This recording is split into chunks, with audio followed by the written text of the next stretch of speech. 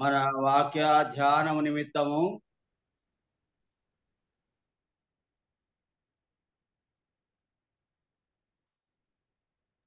Sir మీ audio మ్యూట్లోకి వెళ్ళింది. మొదటి సమూయేలు గ్రంథము 12వ అధ్యాయము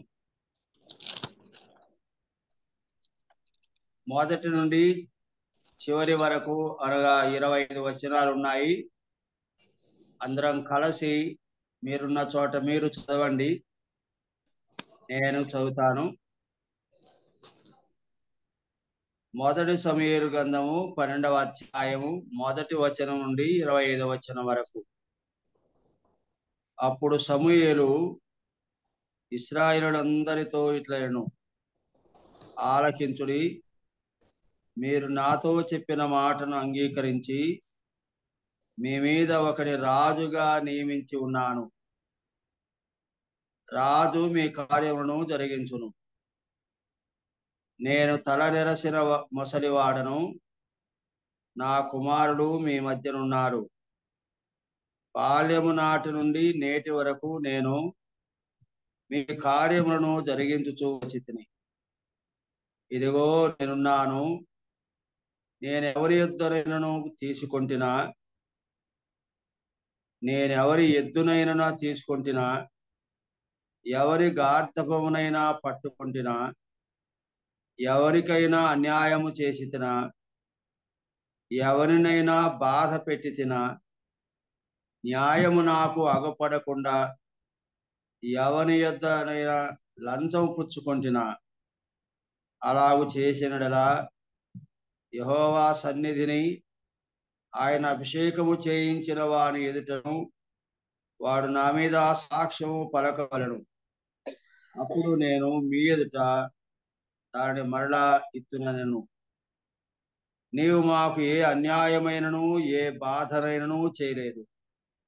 ఏ మనుషుని యొద్దనే గాని నీవు దేనినైనా తీసుకొనలేదని వారు చెప్పగా, అతడు, అట్టిది నా యొద్ద ఏది మీకు దొరకదని యెహోవాయును ఆయన అభిషేకం చేయించిన వాడును ఈ దినమున మీ మీద సాక్షులై ఉన్నారు అని చెప్పినప్పుడు, సాక్షులే అని వారు ప్రత్యుత్తరం ఇచ్చిరి. మరియు సమూయేలు జనులతో ఇట్లనెను, మోషేను అహరోనును నిర్ణయించి మీ పితరులను ఐగుప్తు దేశములో నుండి రప్పించిన వాడు యెహోవాయే గదా. కాబట్టి యెహోవా మీకును మీ పితరులకును చేసిన నీతి కార్యములను బట్టి యెహోవా సన్నిధిని నేను మీతో వాదించున్నట్టు మీరు ఇక్కడ నిలిచి ఉండుడి. యాకోబు ఐగుప్తులకు వచ్చిన పిమ్మట మీ పితరులు యెహోవాకు మొరపెట్టగా ఆయన మోషే అహరోనును పంపినందున వారు మీ పితరులను ఐగుప్తులో నుండి తోడుకొని వచ్చి ఈ స్థలమందు నివసింప చేసిరి. అయితే వారు తమ దేవుడైన యెహోవాను మరచినప్పుడు ఆయన వారిని అసోరు యొక్క సేనాధిపతి అయిన సీసెరా చేతికిని, ఫిలిష్తీయుల చేతికిని, మోయాబు రాజు చేతికిని అమ్మివేయగా వారు ఇశ్రాయేలుతో యుద్ధము చేసిరి. అంతటా వారు, మేము యెహోవాను విసర్జించి బయలు దేవతలను అస్తారోతు దేవతలను పూజించినందున పాపము చేసితిమి.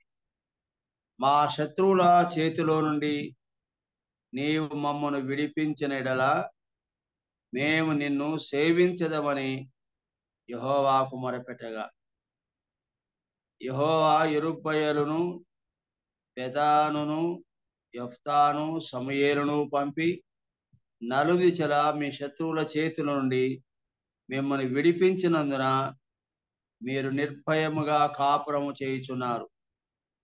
అయితే అమ్మోనీయుల రాజైన నాహాషు మీ మీదికి వచ్చుట మీరు చూడగానే మీ దేవుడైన యెహోవా మీకు రాజయ్యున్నను ఆయన కాదు, ఒక రాజు మిమ్మల్ని ఏలవలని మీరు నాతో చెప్పిదిరి.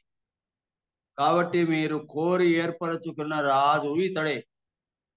యెహోవా ఇతనిని మీ మీద రాజుగా నిర్ణయించున్నాడు. మీరు యెహోవాయందు భయభక్తులు కలిగి ఆయన మాటను విని ఆయనను సేవించి ఆయన ఆజ్ఞను భంగము చేయక మీరును మిమ్మల్ని ఏలు రాజును మీ దేవుడైన యెహోవాను అనుసరించినడలా మీకు క్షేమము కలుగును.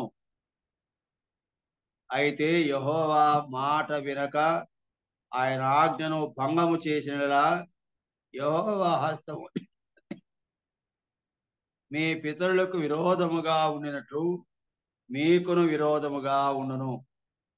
మీరు నిలిచి చూచుచుండగా యెహోవా జరిగించు ఈ గొప్ప కార్యమును కనిపెట్టుడి. గోధుమ కోతకాలము ఇదే కదా. మీరు రాజును నిర్ణయింపమని అడిగినందుచేత యెహోవా దృష్టికి మీరు చేసిన కీడు గొప్పదని మీరు గ్రహించి తెలుసుకొనుటకై యెహోవా ఉరుములను వర్షమును పంపినట్లుగా నేను ఆయనను వేడుకొనుచున్నాను. సమూయేలు యెహోవాను వేడుకొనినప్పుడు యెహోవా ఆ దినమున ఉరుములను వర్షమును పంపగా జనులందరూ యెహోవాకును సమూయేలుకును బహుగా భయపడి సమూయేలుతో ఇట్లనరి, రాజును నియమించమని మేము అడుగుట చేత మా పాపములన్నిటిని మించిన కీడు మేము చేసితిమి. కాబట్టి మేము మరణము కాకుండా నీ దాసులమైన మా కొరకు నీ దేవుడైన యెహోవాను ప్రార్థించుము.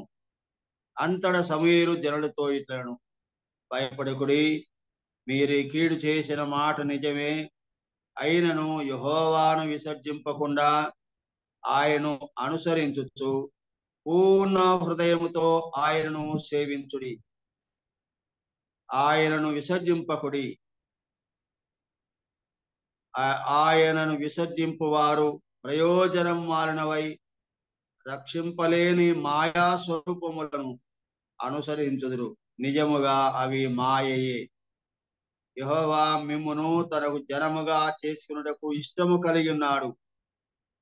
తన ఘనమైన నాము నిమిత్తము తన జనులను ఆయన విడనాడడు. నా మట్టుకు నేను మీ నిమిత్తం ప్రార్థన చేయుట మానుట వలన యెహోవాకు విరోధముగా పాపము చేసిన వాడనగుదును. అది నాకు దూరమగును గాక. కానీ శ్రేష్టమైన చక్కని మార్గమును మీకు బోధింతును. ఆయన మీ కొరకు ఎన్ని గొప్ప కార్యములను చేసెనో అది మీరు తలంచుకొని మీరు యెహోవా యందు భయభక్తులు కలిగి నిష్కపటులై పూర్ణ హృదయముతో ఆయనను సేవించుట ఆవశ్యకము. మీరు కీడు చేయువారైతే తప్పకుండా మీరును మీ రాజును నాశనమగుదురు. ప్రియమైన సోదర సోదరీలారా, ఉదయకాలం మనం చదువుకున్న వాక్య భాగములో మనం గమనించినప్పుడు మొదటి వచనం, అప్పుడు సమూయేలు ఇశ్రాయేలులందరితో ఇట్లను, ఆలకించుడి, మీరు నాతో చెప్పిన మాట అంగీకరించి మీ మీద ఒక రాజుగా నియమించి ఉన్నాను. రాజు మీ కార్యములను జరిగించును. ఇశ్రాయేలు ప్రజలైన వారితో సమూయేలు అన్న దైవజనుడు ప్రవక్త మరి పలుకుతున్న మాటలు మనం గమనిస్తున్నాం. ఇశ్రాయేలు అందరితో ఈ మాట ఏమని ఆలకించండి అని అంటూ సందర్భాన్ని మనం గమనించినప్పుడు ఇశ్రాయేలు ప్రజలైన వారు దేవుడు వారికి రాజయుండగా, ప్రభు వారికి రాజయుండగా, ఆయన పాలిస్తుండగా మాకు వేరొక రాజును నియమించుము అని వారు అడుగుతారు. వేరొక రాజు మమ్మను పరిపాలించినట్లుగా మా కొరకు రాజును ఏర్పరచుము అని అడుగుతారు. అప్పుడు సమూయేలు వారు అడిగినట్టుగా వారికి ఒక రాజును నియమించాడు. ముందు అధ్యాయములో మనం ఆ మాటలు గమనించవచ్చు. పట్టాభిషేకం చేసిరని 15వ వచనంలో 11, 15లో మనం చదువుతాం. యెహోవా సన్నిధిని సౌలునకు పట్టాభిషేకము చేసిరి అని మనం చూస్తున్నాం. సౌలు రాజుగా చేయడం అనేది మనకు కనబడుతుంది. చూడండి, జీవితంలో దేవుడైన వాడు ప్రభుగా ఉండుట ఆశీర్వాదకరమా? దేవుడు నాటి ఇశ్రాయేలు ప్రజలను పాలించుతూ ఉండగా ప్రభు యొక్క ప్రభుత్వం కింద, పాలన కింద తమ జీవితాలు సరి చేసుకొని లోబడి విధేయులై జీవించుట క్షేమమా? లేదు మాకు ఒక రాజును నియమించుము అని అడగడం క్షేమమా? ఈ దినాల్లో కూడా మనం ప్రభు యొక్క పాలనలో మన జీవితాన్ని మనం ఉంచుకొని ప్రభు యొక్క అధికారానికి మనం లోబడి, ఆయన అధికారానికి మనం లోబడి విధేయులమై దేవుడే మన పాలకుడై ఉన్నప్పుడు అట్టి పాలనలో మనం కొనసాగుట ఆశీర్వాదకరము. కానీ అలాగూ దేవుని యొక్క అధికారం కింద ఉండటానికి ఇష్టపడక మనుషుల యొక్క అధికారాన్ని ఆశ్రయించి మనుషుల అధికారం కిందికి వెళ్ళుట క్షేమం కాదని బైబిల్ అనేక సార్లు హెచ్చరిక చేస్తుంది. ఏమైనా సరే ఇశ్రాయేలు ప్రజలకు సౌలు అనే రాజుగా నియమించబడుట మనం గమనిస్తున్నాం. ఇదే సందర్భంలో సమూయేలు యొక్క యథార్థత, ఇంటెగ్రిటీ అని అంటారు.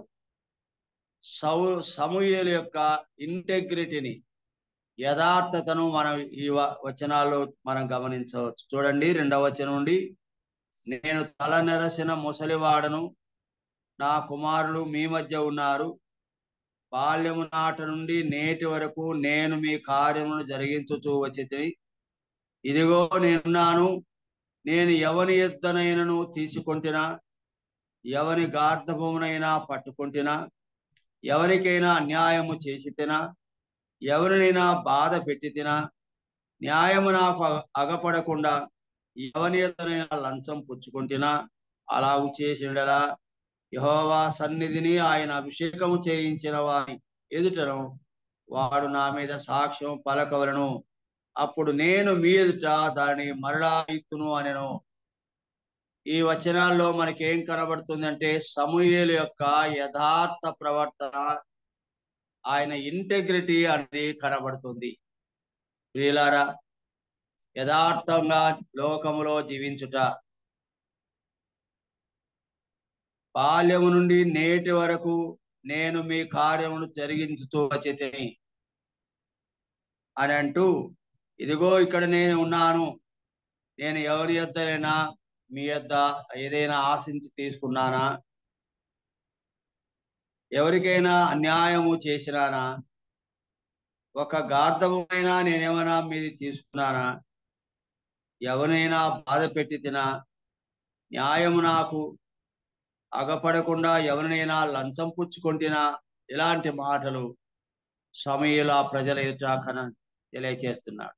ఇది వ్యక్తిగత సాక్ష్యము. మంచి సాక్ష్యం పొందినటువంటి సమూయేలు మనకు కనబడుతున్నాడు. మన జీవితాల్లో ఈ విధమైన యథార్థమైన భక్తి, యథార్థమైన జీవితం ఎంత అవసరం, ఆశీర్వాదకరం. ఓ మాట మనం దావీదు కీర్తనలో కూడా మనం గమనించినట్టయితే 78వ కీర్తన దావీదుని గురించి అక్కడ మనం చదవగలం. 78వ కీర్తన చివరి వచనం 72వ వచనము, అతడు యథార్థ హృదయుడై వారిని పాలించెను, కార్యములందు నేర్పరై వారిని నడిపించెను అని మనం చూద్దాం. సమూయేలు ఎంత యథార్థవంతుడో, ఎలాగో ఆ ప్రజలను బాల్యం నుండి తన జీవిత కాలం అంతా దేవుని దైవజనునిగాను మరి ప్రవక్తగాను ఉండి దేవుని మాటలను వారికి తెలియచేస్తూ అని ఎలాగూ దేవుని నడిపించాడో, అందులో అతని నీతి, అతని యథార్థత మనకు అక్కడ కనబడింది. ఇక్కడ దావీదుని గురించి కూడా మంచి మాట మనం చదువుకుంటాము. అతడు యథార్థ హృదయుడై వారిని పాలించెను, కార్యముల యందు నేర్పరి అయి వారిని నడిపించను అనే మాట మనం కాబట్టి ఉదయకాలంలో ఈ మాటలు మనం హృదయంలో ఉంచుకున్నట్టయితే యథార్థమైన జీవితం అది దేవునికి ఇష్టమైన జీవితం. మన వ్యక్తిగత జీవితాల్లో వ్యక్తిగత సాక్ష్యము చాలా ప్రాముఖ్యమైనది. సరే, తర్వాత మనం గమనిస్తాం చూడండి 4వ వచనంలో, నీవు మాకు ఏ అన్యాయమైనను ఏ బాధనైనను చేయలేదు, ఏ మనిషిని యొద్ద గాని నీవు దేనినైనా తీసుకునలేదని వారు చెప్పగా, వారు ఆ ప్రజలైన వారు ఏం చెప్తున్నారు? నువ్వేమి తీసుకోలేదు, ఎవరిని బాధ పెట్టలేదు, ఎవరి దగ్గర అన్యాయంగా పుచ్చుకోలేదు, నీవు యథార్థవంతుడుగా ఉన్నావు అని మంచి సాక్ష్యం చెప్తున్నారు. గమనించారా? మంచి సాక్ష్యము కలిగి ఉండుట, మంచి సాక్ష్యాన్ని పొందుట, ఇతరుల నుండి ఎదుటి వారి నుండి మంచి సాక్ష్యమును పొందుట జీవితంలో గొప్ప ఆశీర్వాదకరమైన విషయం. ఇటు సాక్ష్యాన్ని మనం కూడా పొందుకోవడానికి మనం జీవించవలసి ఉంటున్నాం. తర్వాత మనం గమనిద్దాం చూడండి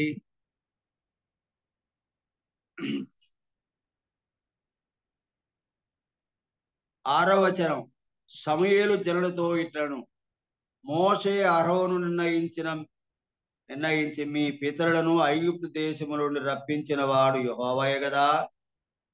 కాబట్టి యెహోవా మీకును మీ పితరులకును చేసిన నీతి కార్యములను బట్టి యెహోవా సన్నిధిని నేను మీతో వాదించినట్లు మీరు ఇక్కడ నిలిచి ఉండండి అని అంటూ, ఆ 8వ వచనం, యాకోబు ఐగుప్తునకు వచ్చిన పిమ్మట మీ పితరులు యెహోవాకు మొరపెట్టగా ఆయన మోషే అహరోనులను పంపినందున వారు మీ పితరులను ఐగుప్తులో నుండి తోడుకొని వచ్చి ఈ స్థలమందు నివసింపచేసెను అని సమూయేలు ఇశ్రాయేలు ప్రజల ఎడల దేవుడు చేసిన కార్యాలను ఆ ప్రజలకు గుర్తు చేస్తా ఉన్నాడు. మీ పితరులైన వారు ఐగుప్తులో ఉండేవారు.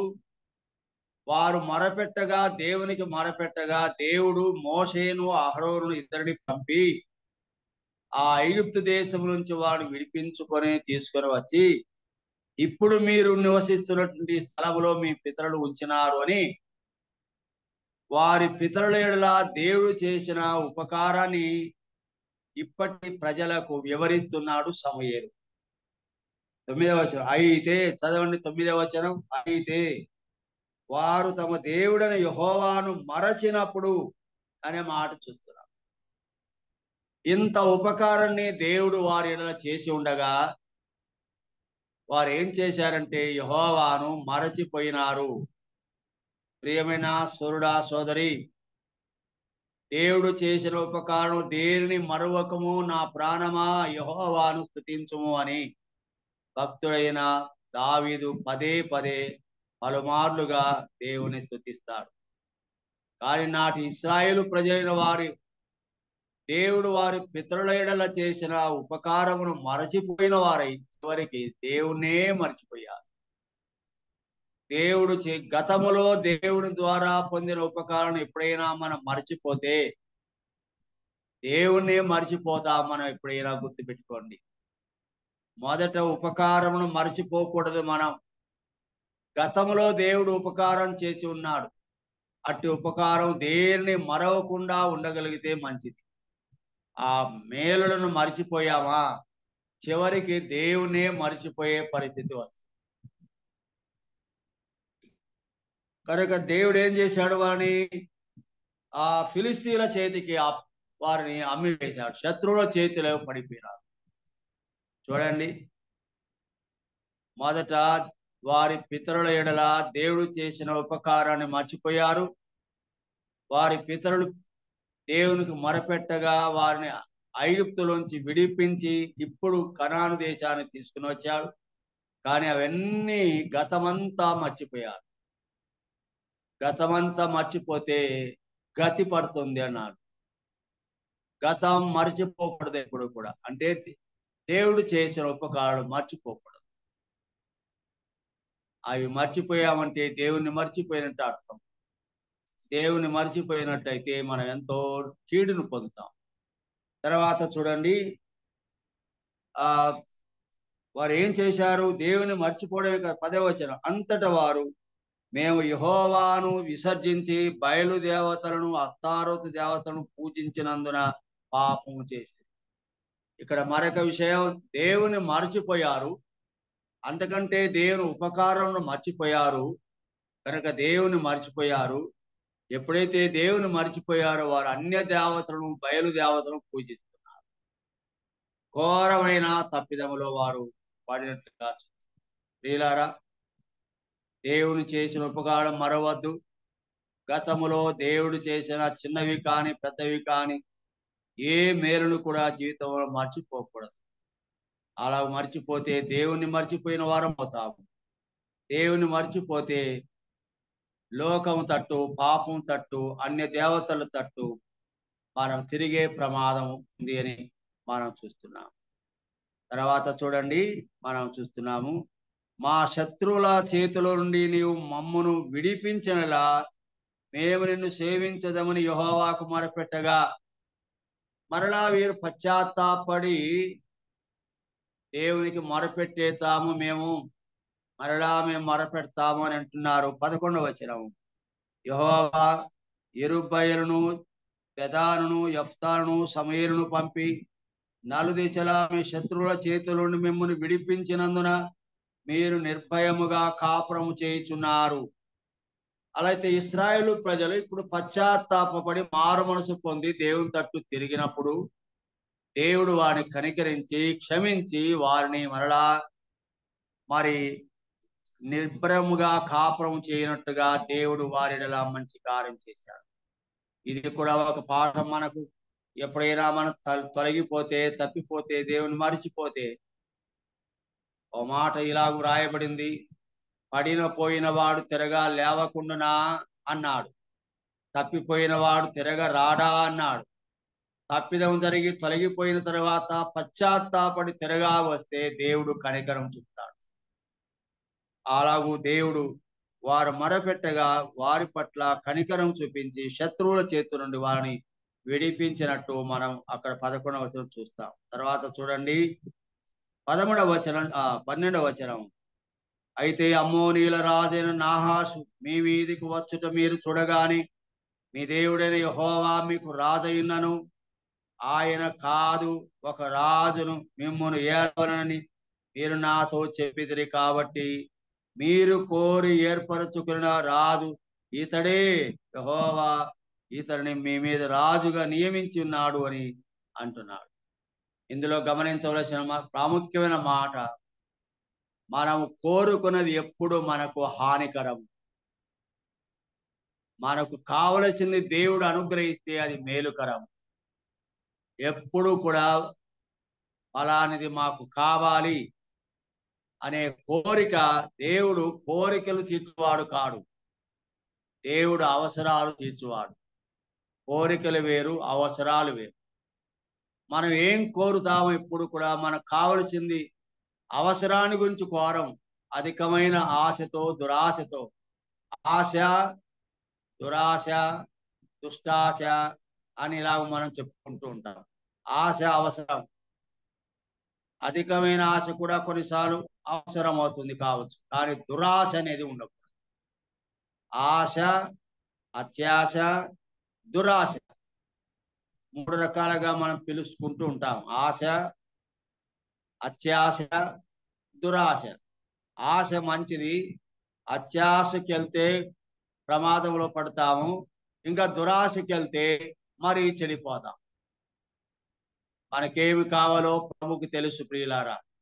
కానీ ఇశ్రాయేలు ప్రజలు మాకు రాజు కావాలని కోరుకున్నారు, కోరిక చెడ్డది. మళ్ళీ చదవండి ఆ మాట, 12వ వచనం, మీ దేవుడైన యెహోవా మీకు రాజై ఉన్నను. ఎవరు రాజు? మన వ్యక్తిగత జీవితాల్లో మనం ఎవరిని రాజుగా ఎంచుకున్నాము, ఎవరి ఆధిపత్యంలో అధికారంలో జీవించాలని కోరుతున్నాము, ఎవరిని రాజుగా మనం ఎంచుకొని ఏ రాజు కింద మనం ఉండటానికి ఇష్టపడుతున్నాం? మీకు రాజు అయి ఉండగా దేవుడు, మంచి మాట, ఆ మాట అండర్లైన్ చేసుకోండి, ఏమంటాడు చూడండి, మళ్ళీ చదువుతాను. మీ దేవుడైన యెహోవా మీకు రాజై ఉన్నాడు. ఆయన మీ దేవుడు, మీ దేవుడు, మీ దేవుడు మీకు రాజై ఉంటే, మీ దేవుడు మీకు రాజై ఉంటే ఆయన కాదు, ఒక రాజును మిమ్మల్ని ఏలవలనని మీరు నాతో చెప్పితిరి. కాబట్టి మీరు చదవండి, మీరు కోరి ఏర్పరచుకున్న రాజు ఇతడే, యెహోవా అతన్ని మీ మీద రాజుగా నిర్ణయించి ఉన్నాడు. చూశారా? కోరి ఏర్పరచుకున్నారు. దేవుడు రాజయుండగా ఆయన వద్దని తృణీకరించి, వేరొకని మాకు రాజుగా నియమించు, అతను పరిపాలిస్తాడు మాల అని అంటే, సరే అని దైవ సేవకుడు ఏం చెప్పగలడు? అలాగనే మీకు నియమిస్తానులే అని సౌలు రాజును అభిషేకించి రాజుగా నియమించాడు. 14వ వచనం, మీరు యెహోవా యందు భయభక్తులు కలిగి ఆయన మాటను విని ఆయన సేవించి ఆయన ఆజ్ఞను భంగము చేయక మీరును మిమ్మును ఏలు రాజును మీ దేవుడని యెహోవాను అనుసరించినలా మీకు క్షేమము కలుగును అనే మాట మనం చూస్తున్నాం. గమనించారా ప్రియులారా? మీరు యెహోవా యందు భయభక్తులు కలిగి ఆయన మాటను విని ఆయనను సేవించి ఆయన ఆజ్ఞను భంగము చేయక మీరును మిమ్మును ఏలు రాజును మీ దేవుడైన యెహోవాను అనుసరించినలా మీకు క్షేమము. ఏది క్షేమం? ఏది క్షేమం? మీ దేవుడైన యెహోవా యందు భయభక్తులు కలిగినట 1, ఆయన మాటను వినుట 2, ఆయన సేవించుట 3, ఆయన ఆజ్ఞలు భంగము చేయకునుట 4, మీ దేవుడైన యెహోవాను అనుసరించుట 5. అలాగు చేసినలా మీకు క్షేమము. మన జీవితాల్లో దేవుడు అనుగ్రహించు క్షేమాన్ని మనం కోరుకున్నట్టయితే ప్రియులారా, రాజును కోరుకుందామా, క్షేమాన్ని కోరుకుందామా? వేరొక రాజును కోరుకుంటాయా జీవితంలో? దేవుని ద్వారా క్షేమాన్ని కోరుకుంటా? ఏది మేలు? ఏది మేలు? 14వ వచనంలో 5 విషయాలు మనం గమనిస్తున్నాము. 1, యెహోవా యందు భయభక్తులు కలిగినుట. 2వది ఆయన మాటను వినుట. 3వది ఆయన సేవించుట. 4వది ఆయన ఆజ్ఞను భంగము చేయకునుట. 5వది దేవుని అనుసరించుట. అలాగు మనం చేసినలా క్షేమము కలుగును. క్షేమము కలుగును. ఎంత చక్కని వాగ్దానం! ఇటు అనుభవంలో ప్రభు మనం నడిపించాలని, అలా నడుచుకున్నకై మనం కూడా సంసిద్ధులం కావాలని ఈ వాక్యం నన్ను హెచ్చరిస్తా ఉంది. తర్వాత 15వ వచనం, అయితే యెహోవా మాట వినక ఆయన ఆజ్ఞను భంగము చేసినలా యెహోవా హస్తం మీ పితరులకు విరోధముగా ఉండినట్లు నీకును విరోధముగా ఉండును. అయితే ఏమంటాడు? మీరు దేవుని మాట వినకపోతే దేవుని హస్తం మీకు విరోధంగా ఉంటుంది. జాగ్రత్త పడదాం ప్రియులారా. దేవుని మాట వినకపోతే జరిగే ఫలితం, పరిణామం, దేవుని హస్తం నీకు విరోధంగా మారుతుంది. నిన్ను ఆదుకునే హస్తమే నీకు విరోధంగా నిలబడుతుంది. నిన్ను ఆదరించే హస్తమే నిన్ను కృంగదీస్తుంది. నిన్ను లేపే హస్తమే నిన్ను కింద పడవేస్తుంది. నిన్ను నడిపించే హస్తమే నిన్ను కింద పడవేస్తుంది. దేవుని హస్తం మనకు వ్యతిరేకంగా మారితే మనం నిలవజాలం సుమా. దైవ భయం కలిగి నడుచుకుందాం. 15వ వచనం మళ్ళీ చదవండి. యెహోవా మాట వినక ఆయన ఆజ్ఞను భంగము చేసినట్టయితే యెహోవా హస్తం నీకు విరోధంగా మారుతుంది. నీకు విరోధంగా మారుతుంది. 16వ వచనం చూడండి. మీరు నిలిచి చూచుచుండగా యెహోవా జరిగించు ఈ గొప్ప కార్యమును కనిపెట్టండి. ఏమిటి ఆ గొప్ప కార్యం అంటే, సమూయేలు దేవుని ఒక మాట అడుగుతాడు. ఏమంటాడంటే తర్వాత చూడండి, మీరు రాజును నిర్ణయింపుని అడిగినందు చేత యెహోవా దృష్టికి మీరు చేసిన కీడు గొప్పదని మీరు గ్రహించి తెలుసుకున్నకై యెహోవా ఉరుములను వర్షమును పంపునట్లుగా నేను ఆయన వేడుకుంటాను అని అన్నాడు. సమూయేలు ఏమంటున్నాడు? మీరు యెహోవాకు విరోధంగా పాపం చేశారు, కీడు చేసినారు కనుక యెహోవా దృష్టికి మీరు చేసిన కీడు గొప్పదని మీరు గ్రహించి తెలుసుకోవడానికి ఒక సూచనగా ఉరుములను వర్షమును కురిపించేట్టుగా నేను ప్రార్థన చేస్తున్నా అంటే, సమూయేలు ప్రార్థన విన దేవుడు వారి మీదకి ఉరుములను వర్షమును కురిపించాడు. అంటే వారు యెహోవా దృష్టి ఎదుట కీడు చేసినది రుజువైంది. సరే తర్వాత చూడండి, అప్పుడు ఈ జనుడు ఏమంటారు? 19వ వచనం నేరుగా వెళ్దాం. సమూయేలుతో ఇట్లనది, రాజును నియమించమని మేము అడుగుట చేత మా పాపములన్నిటిని మించిన కీడు మేము చేసితిమి. కాబట్టి మేము మరణము కాకుండా నీ దాసులమైన మా కొరకు నీ దేవుడైన యెహోవాను ప్రార్థించుము అన్నారు. రాజును నియమించుమని మేము అడుగుట చేత మా పాపములన్నిటిని మించిన కీడు మేము చేసితిమి అని అన్నారు. కాబట్టి ప్రియులారా, ఇందులో గొప్ప పాఠాన్ని మనం నేర్చుకోవాలి. ఎప్పుడు కూడా దేవునికి విరోధంగా మనం మాట్లాడకూడదు. దేవునికి విరోధముగా మనం ఏ దురాలోచన చేయకూడదు. దేవుని కాకుండా మనం దేన్ని కోరుకోకూడదు. ఒక నాయకుడు ఉండగా, ఒక నడిపిస్తుండగా, నేడు సంఘాలలో ప్రభు సేవను జరిగిస్తూ సంఘాలను నడిపిస్తున్నటువంటి నాయకుల మీద విశ్వాసులైన వారు కొందరు, యువకులైన వారు కొందరు కొన్ని చోట్ల, మీరేనా సంఘాన్ని నడిపించేది, మేము నడిపించకూడదా, ఫలానా వారైనా పెద్దగా ఉండాలి, ఫలానా అయినా నడిపించాలని ఇలాంటి తిరుగుబాటు స్వభావం సంఘాల్లో తల ఎత్తుతా ఉంది. అది గొప్ప అపాయం కలిగిస్తుంది. కనుక దేవుడు నియమించిన వ్యక్తి నడిపిస్తుండగా దేవుని యొక్క ఆజ్ఞకు లోబడిన వారమై, దేవుని చేత నియమించబడిన పెద్దలు కాపుల కింద విధేయులమై వినయులమై దైవభక్తి కలిగి మనం అనుసరించి నడుచుకోవాలి. కానీ తిరుగుబాటు చేయకూడదు. మేము నాయకులం కావాలని అన్నడు కోరుకోకూడదు, తిరుగుబాటు చేయకూడదు. అది గొప్ప కీడుకు కారణమవుతుంది. సరే, చివరిగా మా 20వ వచనం చూడండి.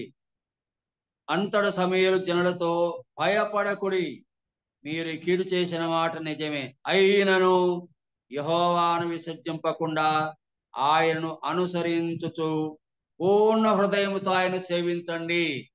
సరే, ఇప్పుడు జరిగిపోయింది, తప్పిదం జరిగింది, పొరపాటు జరిగింది, ఇక మీదట ఎన్నడూ మీరు చేయవద్దు అని అంటూ ఒక చిన్న మాట చెప్తున్నాడు. అయినను యెహోవాను విసర్జింపకుండా ఆయనను అనుసరించండి. ఆయన అనుసరించుతూ పూర్ణ హృదయముతో ఆయన సేవించండి. ఆయన అనుసరించండి, సేవించండి, పూర్ణ హృదయంతో ఆయనను సేవించండి. ఒకసారి తప్పిదం చేశారు, దేవుడు క్షమిస్తున్నాడు, క్షమిస్తాడు. మారు మనసు పొందండి, పశ్చాత్తాపడండి. పరిపాలిస్తున్న దేవుడు కాకుండా తమకు సొంతంగా ఒక రాజును కోరుకున్నాడు. దైవ దృష్టిలో అది గొప్ప కీడుకరమైన విషయం. అయినా పశ్చాత్తాపడండి, దేవునికి లోబడండి అంటూ చెప్తున్న మాట, పూర్ణ హృదయముతో ఆయనను సేవించండి. పూర్ణ హృదయముతో ఆయనను సేవించండి. ప్రియులారా, యేసు ప్రభువారు దినాలలో ఆయన చెప్పిన అనేక సందర్భాలు ఈ మాటలు మనం గమనించగలం. మీరు మీ దేవుడైన యెహోవా, మీ దేవుడైన ప్రభువును ప్రేమించవలెను అంటాడు. దేవుడైన ప్రభువును ప్రేమించవలెను. ఎలా ప్రేమించాలి అన్నప్పుడు ఒక మాట చూడండి. మార్కు సువార్త 12వ అధ్యాయము. మార్కు సువార్త 12వ అధ్యాయము. అందుకు యేసు 12వ అధ్యాయం 29వ వచనం. అందుకు యేసు, ప్రధానమైనది ఏదనగా, ఓ ఇశ్రాయేలు వినుము, మన దేవుడైన ప్రభు, అద్వితీయ ప్రభు. చదవండి, లెక్క పెట్టండి. నీవు నీ పూర్ణ హృదయముతోను, నీ పూర్ణ ఆత్మతోను, నీ పూర్ణ వివేకముతోను, నీ పూర్ణ బలముతోను, నీ దేవుడైన ప్రభువును నీ దేవుడైన ప్రభును ప్రేమించవలను అన్నది ప్రధానమైన ఆజ్ఞ. పూర్ణ హృదయంతో, పూర్ణ మనస్సు, మత్తయి సువార్తలో పూర్ణ హృదయంతో, పూర్ణ మనసుతో అనే మాటకు వాడు. పూర్ణ మనసుతో, పూర్ణ హృదయముతో, పూర్ణ బలముతో, పూర్ణ శక్తితో అని.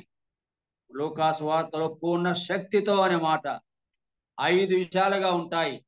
పూర్ణ హృదయముతో, పూర్ణ మనసుతో, పూర్ణ జ్ఞానముతో, పూర్ణ వివేకముతో అనే మాటలు ఇలా కనబడతాయి.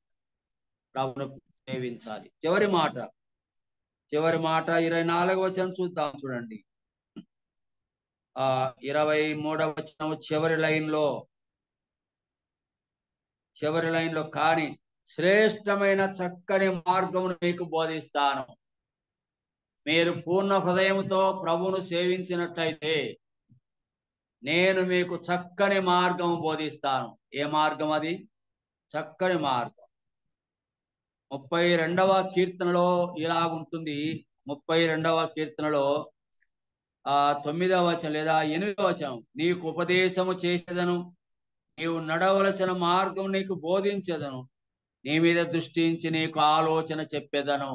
ప్రియులారా, దేవుడు మన మీద దృష్టి ఉంచి మనకు ఆలోచన చెప్పగలవాడై ఉన్నాడు. మనం నడుచుకోవాల్సిన మార్గమును ఆయన మనకు బోధించువాడుగా ఉన్నాడు. కాబట్టి ప్రభు మనకు బోధించే మార్గములో, చక్కని త్రోవలో, మంచి త్రోవలో మనం నడుచుకుంటాము. 24వ వచనం, ఆయన మీ కొరకు ఎన్ని గొప్ప కార్యములు చేసినో అది మీరు తలంచుకోండి. మీరు యెహోవా యందు భయభక్తులు కలిగి నిష్కపటులై పూర్ణ హృదయముతో ఆయనను సేవించుట ఆవశ్యకము. మొదట తప్పిపోయారు. రాజు వారికి దేవుడు వారికి రాజు అయిండగా మాకు వేరొక రాజు నియమించమని దారి తొలగిపినారు. కానీ పశ్చాత్తాపడి తిరిగి వచ్చినప్పుడు సమూయేలు వారితో అంటున్న మాట, మంచిది, ఇక మీదటైనా మీరు ఆయన మీడలు చేసిన గొప్ప కార్యం తలంచండి, అది మనసులో పెట్టుకోండి.